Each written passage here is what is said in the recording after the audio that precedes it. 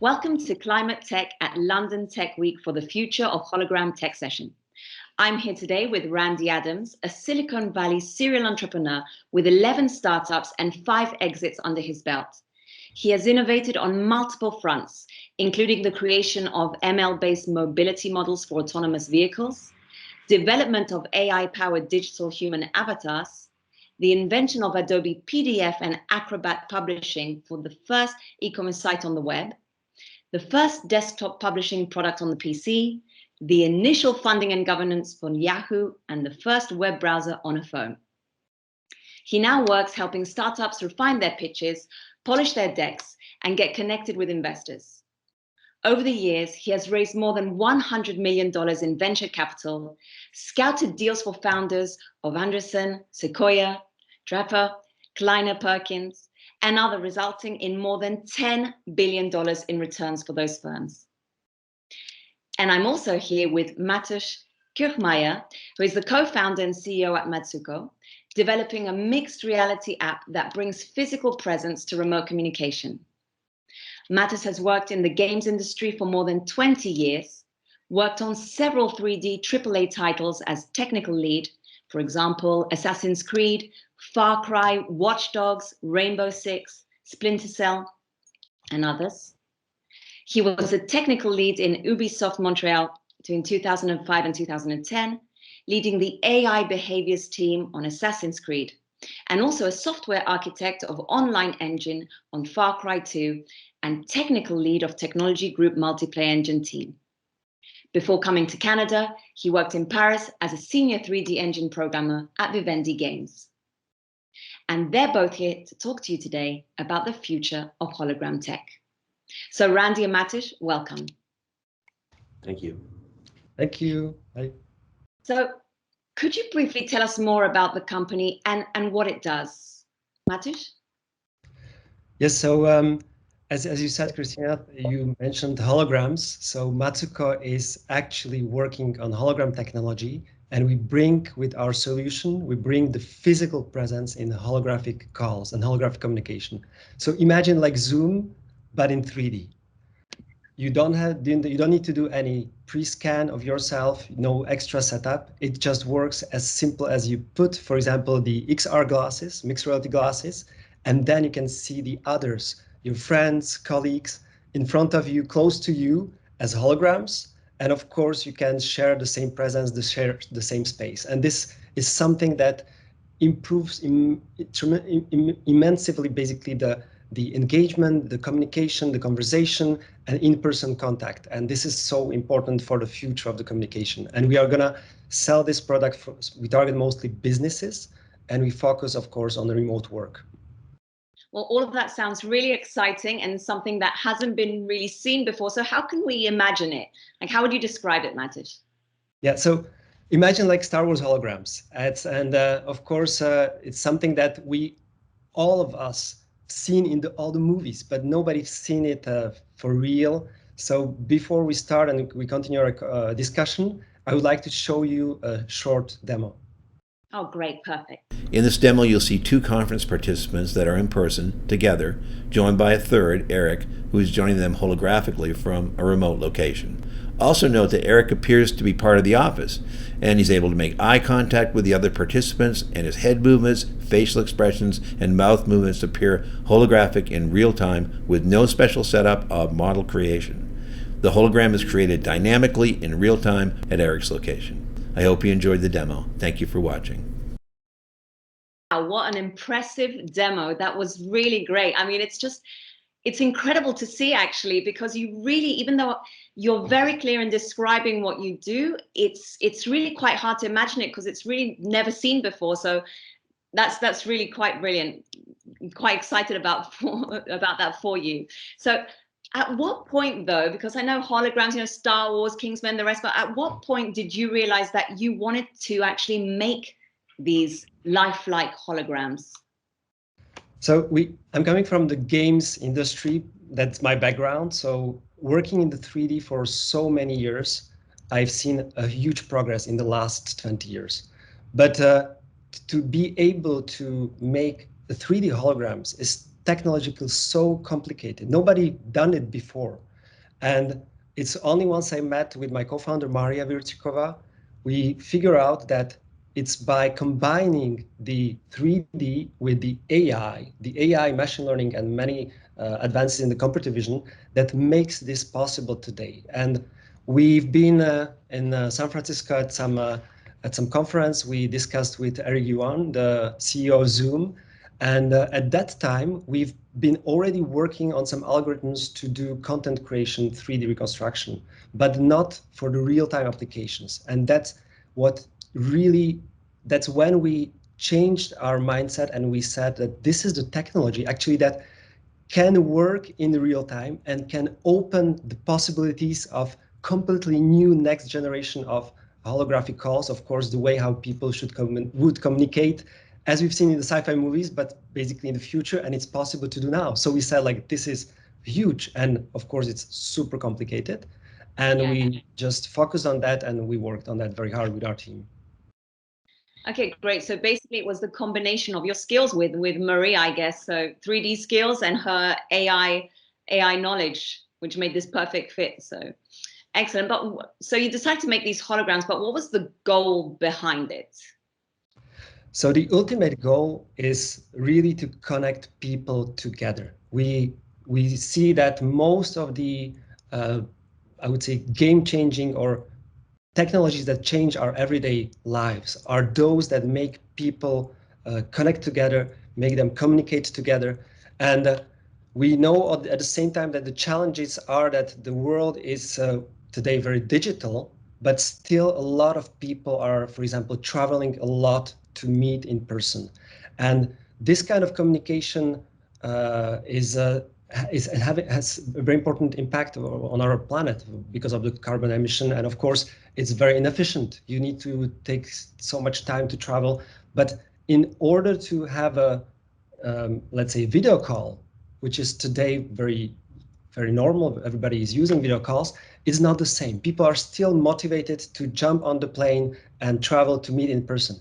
And the holograms are the solution because you can simulate the physical presence of somebody, and there's going to be many meetings, mostly business meetings, business travel, that will be reduced by using holographic technologies. So this was our motivation, is to really improve the way how people are motivated and can actually communicate better and more and be in this in-person situations when they have important discussions, meetings, and interactions.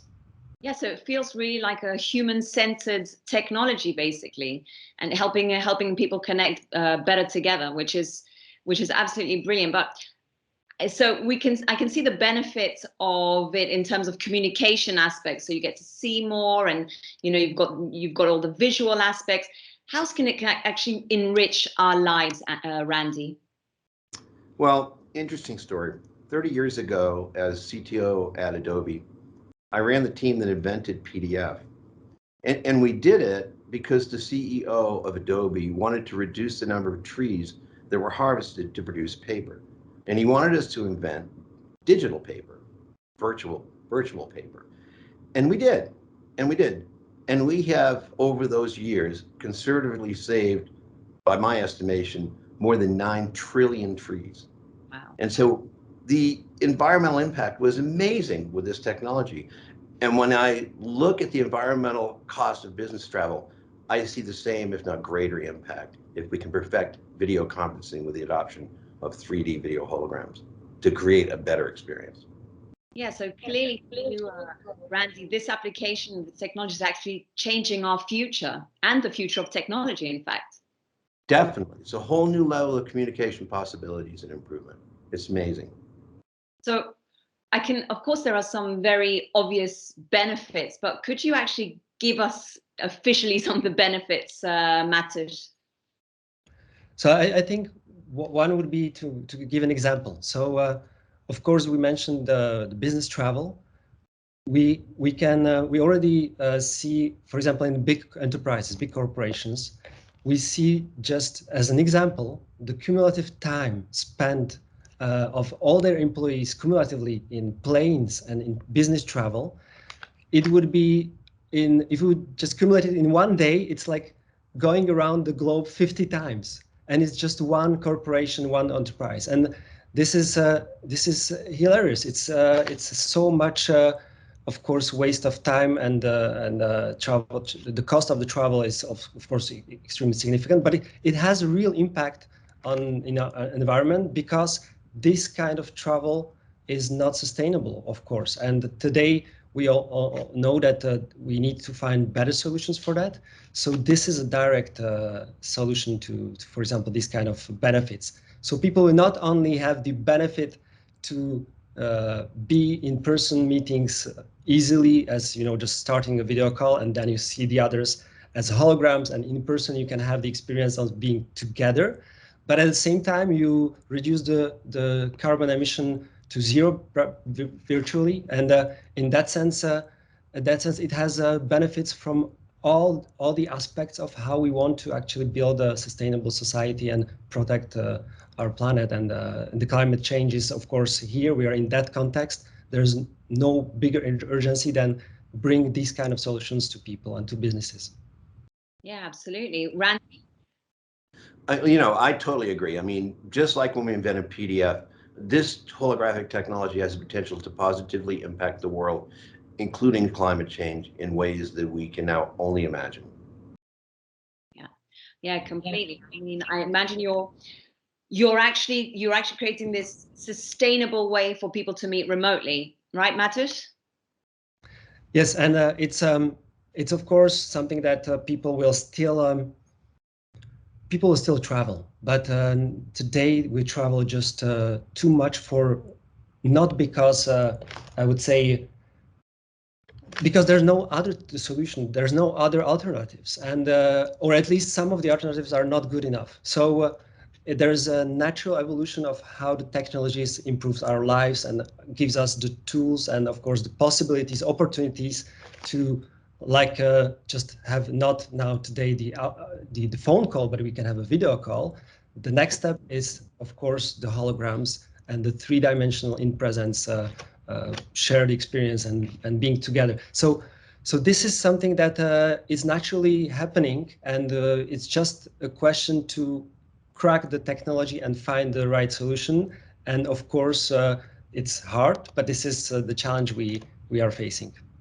So Randy, this telepresence collaboration, what does it provide us with the ability to do, really?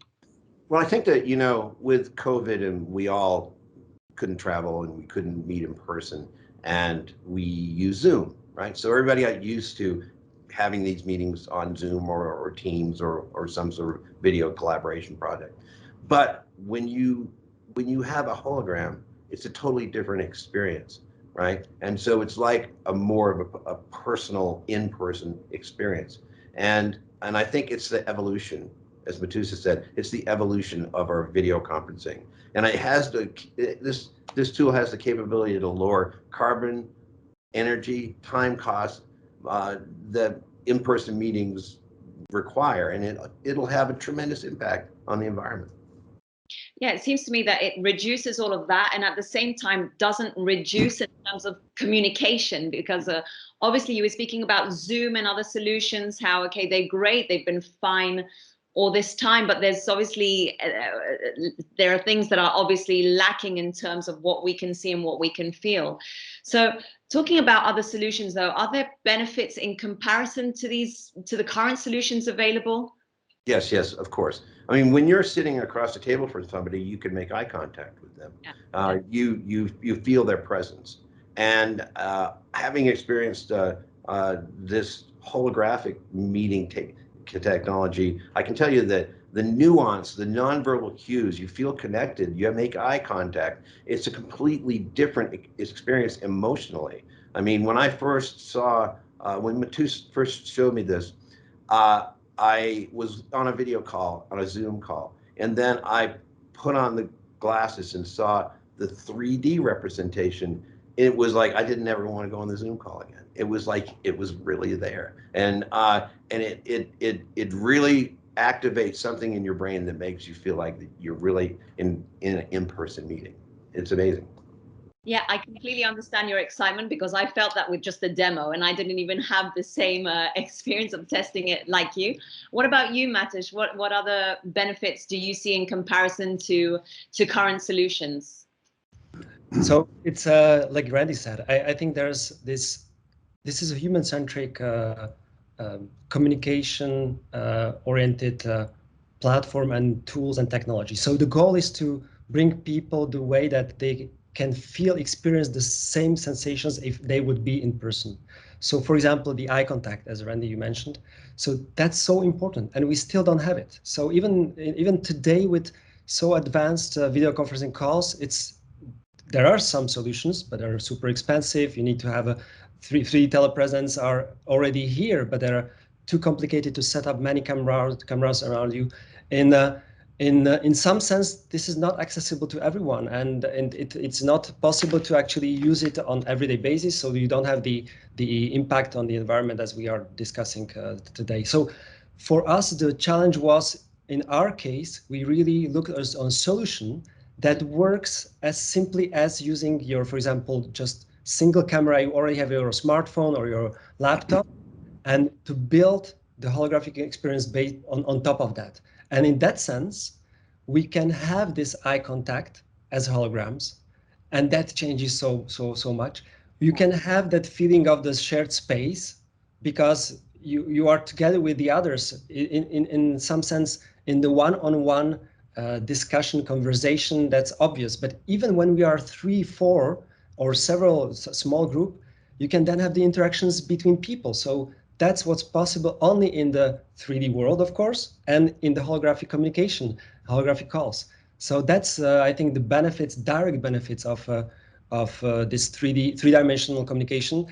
Other thing I think is important is also the fact that the size, basically we are in 2D conferencing systems, we are limited to the screens, and the screen could be quite small. If we are many on the call, it's even smaller, the way how you see the others. And the mixed reality natively brings you the whole space around you. So you can see the others in their real size, lifelike size. And that changes a lot. Also, the feeling of it's not just somebody projected in front of you, it's a real person in front of you. So, and that works really well. And that changes all the emotional attachments, engagement, and of course, in so many use cases, not just the remote work and teamwork, but all the different relationships we already built in previously, and we want to maintain that personal relationships with the people we talk to, and this is possible thanks to these holographic calls. Well, I can see a lot of use for these holographic calls, especially now in this hybrid working system that we're in today. What we've been put in today, and more than likely will stay in, because a lot of companies have seen how practical it is. But have you thought also about other uses, for example, like e-learning? Yes, I think that that we all saw our children take their courses at home on Zoom, and it didn't always work great. A lot of times they were doing something else, playing a video game while they're on their Zoom call or whatever.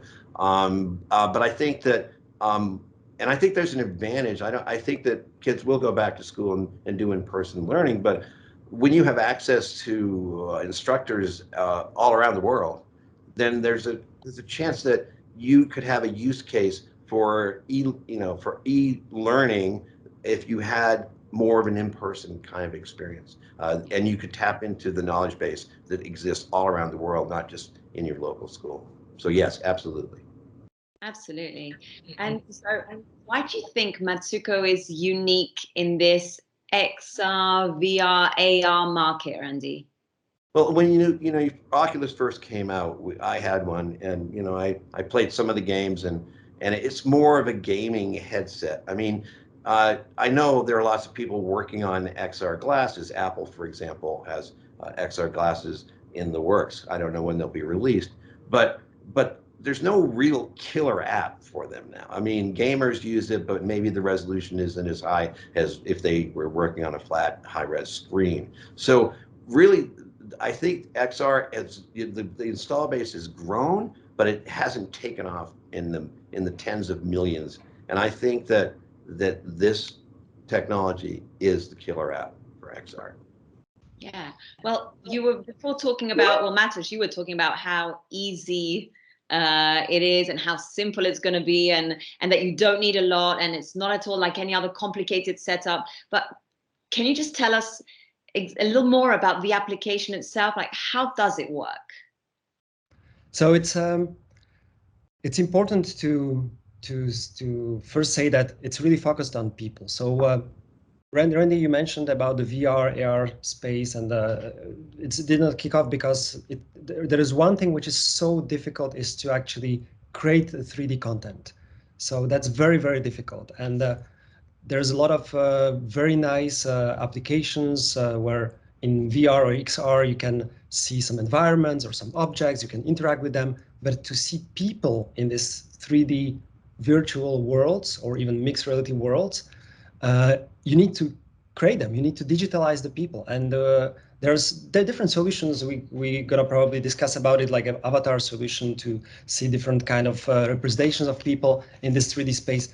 But for us, the biggest challenge was how to create the real you. So we see similar solutions in volumetric streaming, which is of course very expensive, very complicated to set up. So we have made it work the way that if you take just your smartphone, and this is how it works, you just take your smartphone, you start Matsuko app, and from that moment on the other side, people can see you already as holograms. And that's the start. You can see the others when you're gonna look through the phone, and you're gonna, in augmented reality, see then the others. But you can upgrade your experience by, for example, using a display in front of you, and you can have the 3D visualization of the others, even in your regular display. But of course, the best experience is when you then add the mixed reality glasses, and you can then, of course, see the others in the mixed reality environment, the way they blend naturally with your own environment. And that's the best experience you can imagine. And so this incremental experience, starting from something very simple that everybody uses already today, the smartphone, is critical for the peoples to adopt it easily. So it's not requiring anything extra. It's just as simple as starting the call, starting the session, the meeting, the discussion with your friends or colleagues on the phone. You put the glasses and then you can see them in front of you. So it's as simple as that. And behind that, the technology, of course, requires a lot of computation. That's, as we mentioned, the 3D and AI all together, working together hard. So, of course, a lot of calculation happening on the cloud. This is only possible because of the very, I would say, like today we have cloud-based applications that use that immense power we can get on the cloud for the computation. But at the same time, we need we need good bandwidth, good connectivity in order to have the holograms in nice resolution. So all this combines together, but this is something we don't see what's happening on the cloud, what's happening behind. For you, the holographic interface is as simple as you start it up on your phone, your smartphone, and then you can use your smart glasses or even display or just your phone. As simple as that, and you can see the others as holograms. So Randy, can you also tell me a little bit more about this like standalone app? Yeah, see, I think it's important to point out that this is software. It's not hardware, it's software.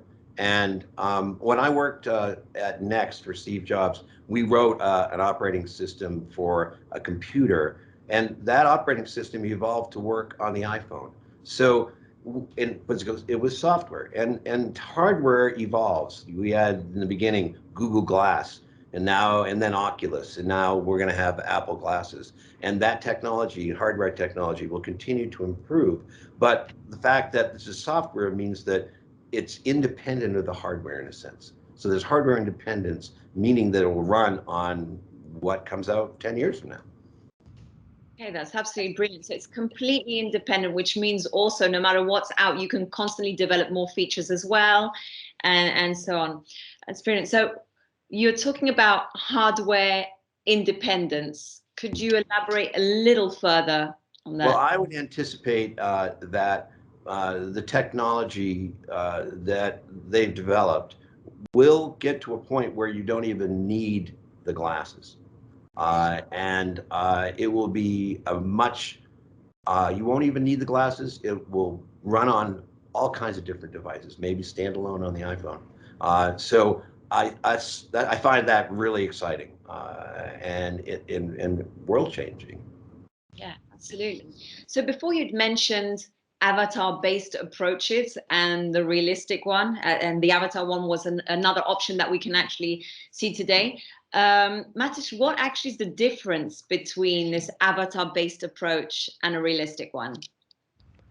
So for the avatar approach, it's an approach that works very well today with, for example, in the entertainment and many other, let's say, social interactions, especially with the teenagers, for example. It's the way that basically you can be represented as somebody else. You can change your identity.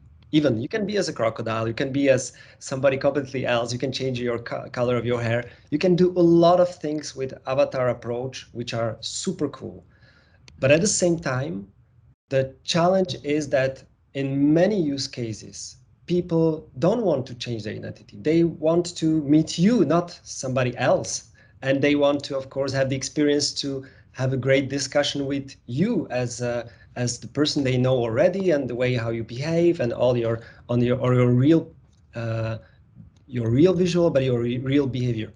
So the holograms are a little different. The way that they are not trying to represent you in some other as another character or some other way, cartoonish or any other. They just display you as you are. So Yeah.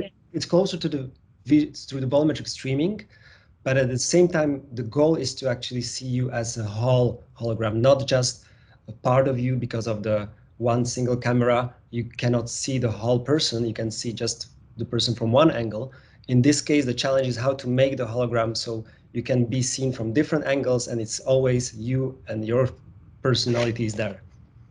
Yeah, because it actually seems like the avatars would be a less authentic, let's say, type of form of communication. And I can't imagine really how useful that would be if you're in a business environment and you've got important clients in front of you. Randy, what are your thoughts? Well, I think that if you have to look at the history of the development of these avatars, and if you take a cartoon-like character, people find it acceptable to interact with it. But as you start to get more and more human-like, there comes a point where the representation of the human being is not close enough, almost there, but not close enough. And we call this, as we progress, the Uncanny Valley.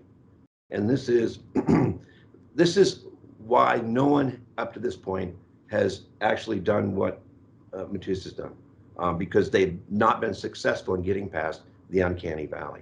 And if you, so everybody has avatar-based communication, and that, I don't know if you saw the internet sensation that went around with some lawyer was trying to have a Zoom call, and his daughter had put a filter on that made him look like a cat. And what I hear from people is that if you're talking and you're represented by an avatar, it distracts from the conversation. So I think holograms are the solution. Okay, so clearly you're talking about distraction and difficulties. So for you, realistic holograms solve this problem? Yes, absolutely. So what does this actually, to be really successful, what does this software need to be? Well, it has to be on the right side of the Uncanny Valley. It has to be totally realistic. And the holograms are the only thing that I've seen out there that can do that. And Matsuko's technology is the only thing that's out there that can do it right now. So Matish, Randy had mentioned how it has to be really realistic. Otherwise, if you've got a cartoon-like hologram, let's say, it defeats the purpose. But how do you get your holograms to be so realistic, Matsuko? So the realistic aspect, of course, is we can see it also in the avatar approach, the way that there's some strong effort actually to go through that uncanny valley, even in the avatar approach. And the challenge is how to make the avatar look like you and make it more realistic also. But it's not the same kind of realism. So when we talk about the realism, it's not necessarily to make it super high resolution photorealistic, for example. The goal is to make it like you as you are. So in a concrete example, I would tell you, like, if you would saw a drawing a picture, I mean, but not a photo picture, but somebody draw you on a paper, like some artist, it looks like you, but it's not really you. If you look even on a low resolution picture 20 years ago, and it's you, that's you. And if that's realism, that's really you, and it's not necessarily high resolution, and it's not necessarily perfect. But the fact that it is not a representation of you, but it's yourself being digitalized in some technology of that time, and there's no other, I would say, trying to make it different. It's really just you. That's what works the best. So in our technology, of course, what's important is that we want to keep this. And what we do is that we reconstruct really pixel by pixel what comes from the 2D camera stream to bring the 3D hologram, full feature 3D hologram of yourself really this way. And we are not trying to make it, to animate it. We don't try to do any deep fakes. We don't try to adjust your color of your hair. So it's really the way how it comes from the 2D stream and how we reconstruct it pixel by pixel, as I said, to the 3D world, to the 3D hologram. So that's what we say it's realistic. And sorry, what is the current stage of development, though? I mean, you're saying it's realistic. We saw the video. It seems extremely realistic. Where are you at? So right now we are running already our product on 4G. So 4G has the benefits that it's already quick enough for the 2D video calls, but maybe not as quick enough for the 3D volumetric applications. But in our case, we developed a technology that can already today with a low resolution run on 4G. And of course, we are working very closely with all the efforts that are happening now with the 5G being deployed in many countries. And the goal with the 5G is to enable the next level.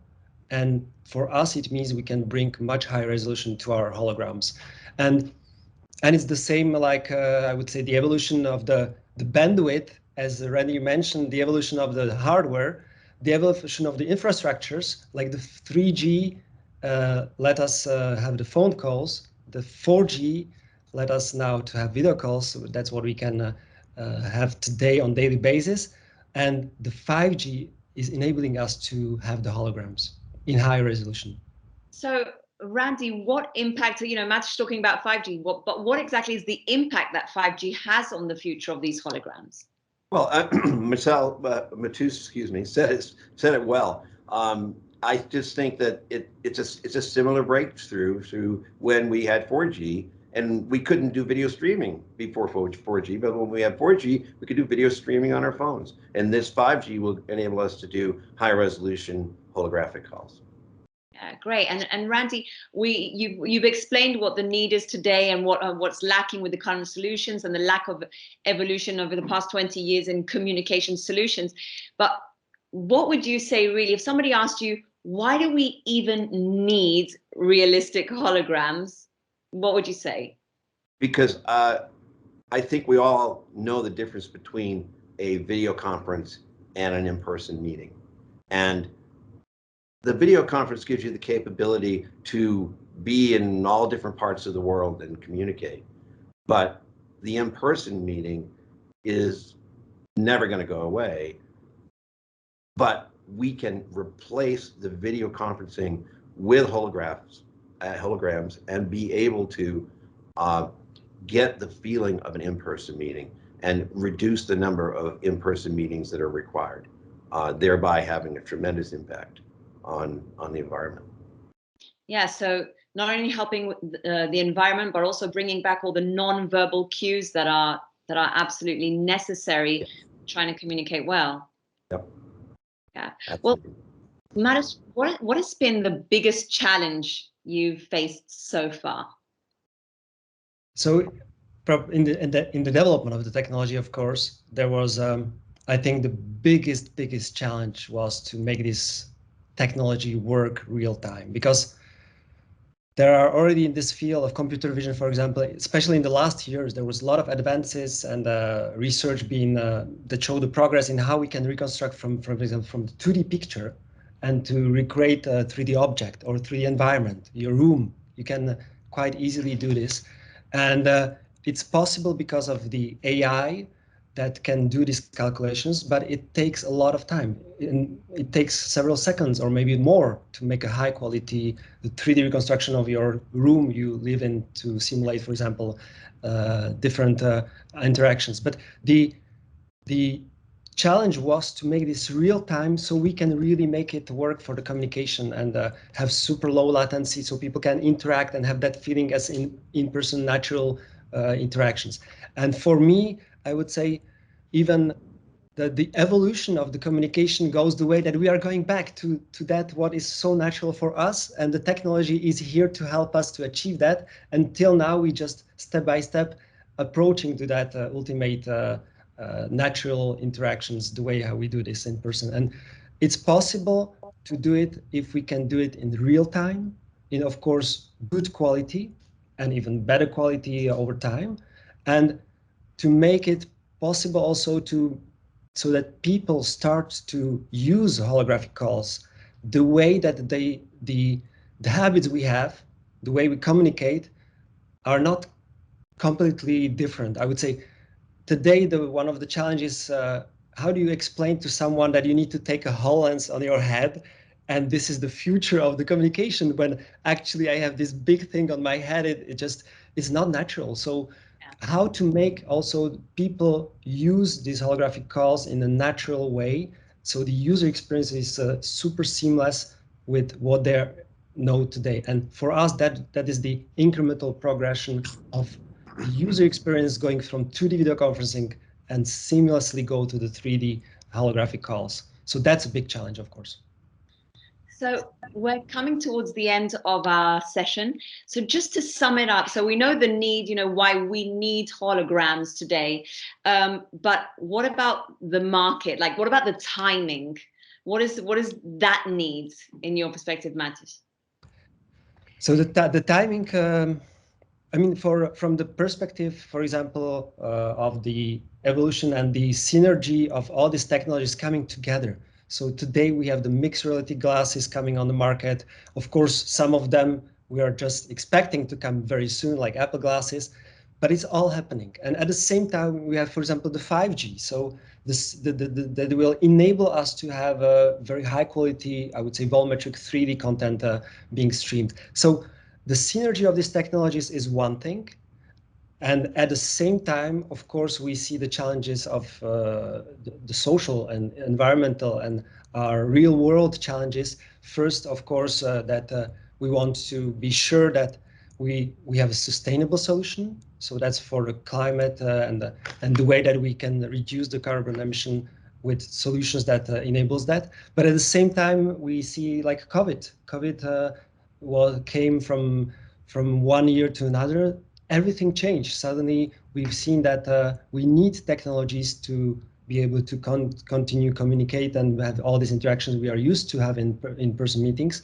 So I think for us, what's important is that all this shows us that the timing is now, and I think we need to really now work really hard to bring this to everyone as soon as possible, so people can have this experience and can actually enjoy these technologies. Absolutely. Randy, do you have any final thoughts with regards to that? I sum it up this way. Matsuko has created the PDF of meetings, and the environmental impact it will have will perhaps exceed that of PDF. Well, that's a really great way to sum it up. Very clear. That's all we have time for, unfortunately, even though this is a fascinating topic and really exciting. So thank you very much again, Mattis and Randy, for this insightful discussion. And I really look forward to us meeting again in the future, perhaps as holograms. You never know. We could do that. So thank you very much. Thank you. Thank you very much. Thank you very much.